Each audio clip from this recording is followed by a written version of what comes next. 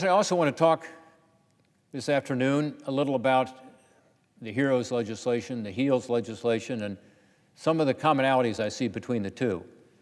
On the floor of the Senate this week, there's been some discussion about the need for us to come together in a bipartisan way to put together a package to deal with the coronavirus. Some have called it the COVID 5.0 package. It's really probably 8.0. We've done a lot of legislation already, but there are things that still need to be done, and some urgent matters, including dealing with the expiration of the unemployment insurance. I'm on the floor today to talk about how I see the opportunity for us to move ahead by looking at some of the commonalities between the Democratic support and the Republican support for different legislation. As we all know, the discussions over the past week have not moved forward as quickly as we would like. In fact, it's pretty discouraging. Despite the fact that many people thought the HEROES Act was really a messaging bill, Politico wrote a story, one of our news media sources up here, they said a messaging bill that has no chance of becoming law. Others made the same comments. Why? Because it was a $3.5 trillion price tag for legislation, which would make it by far the most expensive bill ever passed by either House of Congress, but also at a time when we had $1.1 trillion left over from the CARES package, and states have only allocated an average of about 25% of their CARES Act funding, it seemed like pushing taxpayers to foot the bill for the costliest legislation in history maybe wasn't the right way to go. Also, it had virtually no support from Republicans. Also, this legislation included a lot of stuff that had nothing to do with COVID-19. So the sense was, yes, it's an important messaging bill for Democrats, that's out there, but that we needed to figure out a way now to come together as Republicans and Democrats. Leader McConnell also introduced legislation. That legislation is called the HEALS Act. Now, it's time for us to figure out how to come together and figure out a solution going forward. And we, particularly with regard to some of these urgent matters like unemployment insurance, we're already past time. Unemployment insurance expired last Friday. So we've got to move forward with that. We should not be playing politics with people's livelihoods and making this a political football. Last week, and again today, my colleague from Arizona, Senator McSally, introduced what I thought was a very common sense idea.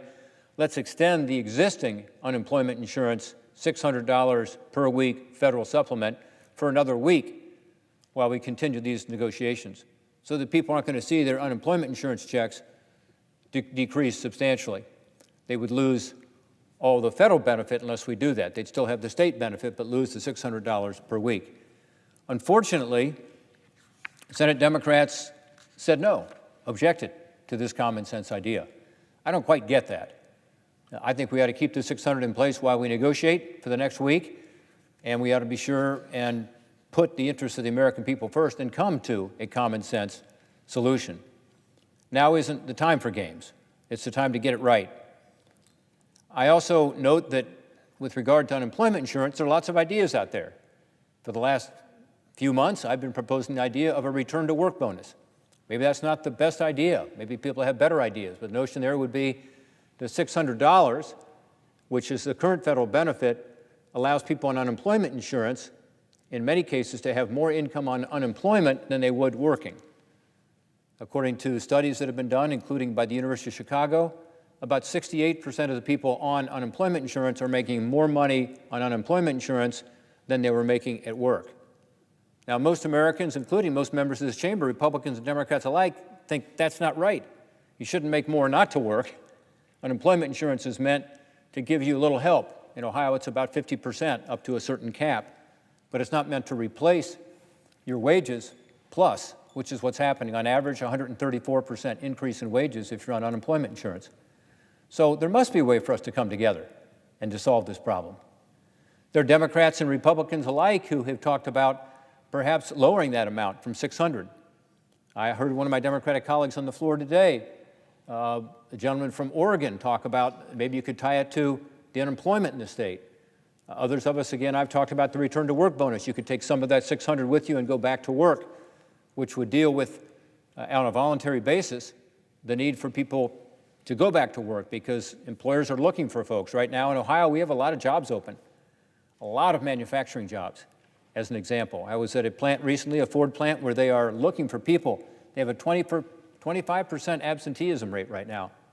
They attribute a lot of that to the fact that people can make more money on unemployment insurance, but they need the workers badly. There are Honda plants in Ohio. It's another one of our manufacturers where the white-collar workers are going to work on the assembly line because they can't get enough workers coming in. I hear it across the board. I've heard it from those who are involved with developmental disabilities, trying to get their workforce back. I've heard it from people who are involved with the treatment for opioids, so the alcohol and drug addiction boards, trying to get their people to come back to work. I've heard it from our small businesses who are trying to figure out how to reopen and reopen safely, but have a tough time getting people to come back to work. So there's a need for us to figure this out. For the workers themselves, it's much better for them to be connected with their employer again, isn't it?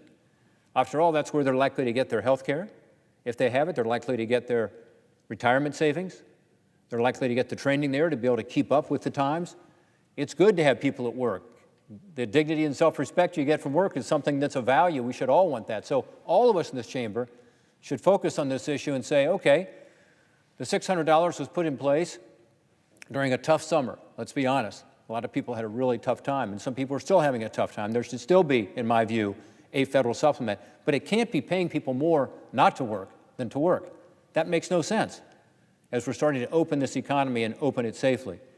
So we've got to figure out a way forward here. There are some Democrats who have worked on this issue. Timothy Geithner is an example of one who was Secretary of Treasury under President Obama, who was put forward along with other Democrats and Republicans a proposal that says, let's lower the amount and let's tie it to the unemployment. So this is something that, in talking to my colleagues on both sides of the aisle, including some Democratic colleagues who have talked to me privately, that, you know, they get it, that this is not working and we need to fix it. So let's do that. It seems to me there's a lot of commonality there, and we should be able to figure out a way forward. Let me mention some of the other places where I see a lot of commonality. First, both Republicans and Democrats agree that it's absolutely essential that as people return to work, they do so safely. In the legislation that we talked about earlier, the HEALS package, which Senator McConnell introduced, there is a proposal that's called the Healthy Workplace Tax Credit Act. And basically what it says is, if a business is willing to put in place safety measures like a plexiglass shield, or do testing, or have the PPE, the gloves and the masks, and in some cases the gowns that are needed to stay safe, they should be able to get a tax credit for that. So it not only encourages more employment, but it encourages employers to open in a safe way. I spoke to a bunch of restaurants yesterday from Ohio. They called in to talk about the legislation. They love this because they've got a lot of costs associated with making their places safe during the coronavirus pandemic. But this legislation, again, is being stuck because we can't seem to get to a negotiation. That's one where Republicans and Democrats could come together. There's another one that I think makes a lot of sense. It's called the Work Opportunity Tax Credit expansion. That also is in the HEALS legislation. This has always been a bipartisan issue, the Work Opportunity Tax Credit. What we've said is simply that just as you can get a tax credit to hire veterans or to hire second chance individuals that have come out of the prison system, you should be able to hire people from unemployment insurance who have lost their job because of COVID-19 and get a tax credit. This is something that, again, Democrats and Republicans should be able to work on together. And then finally, in the HEALS package, we also have legislation that has a lot of appeal to Republicans and Democrats. That is an expansion of the Employee Retention Tax Credit from the Bipartisan CARES Act. This is legislation that passed 96-0 around here. And we say, let's make this Employee Retention Tax Credit work better.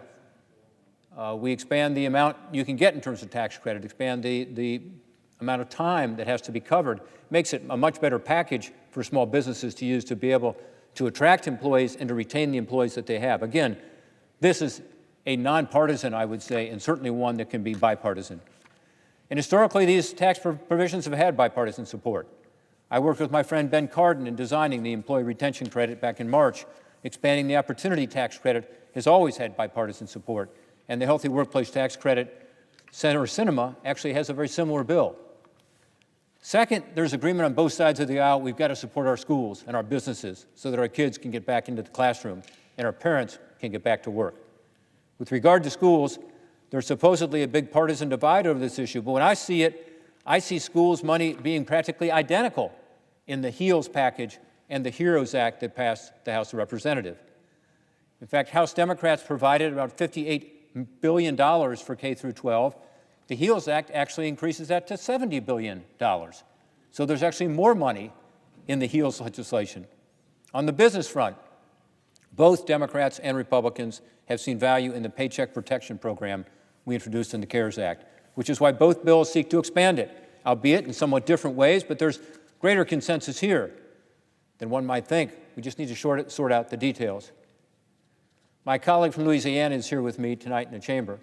He has talked a lot about the need for us to improve the way we provide funding to local governments, municipalities, and to provide more flexibility.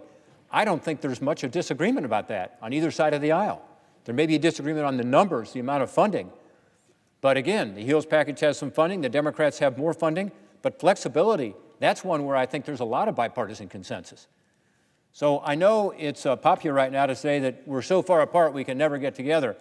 But as I look at this, when you actually look at the individual pieces of this, I see a lot of commonalities. The final one I want to mention is one where I would think all of us should be together, and that's addressing the underlying health crisis we face.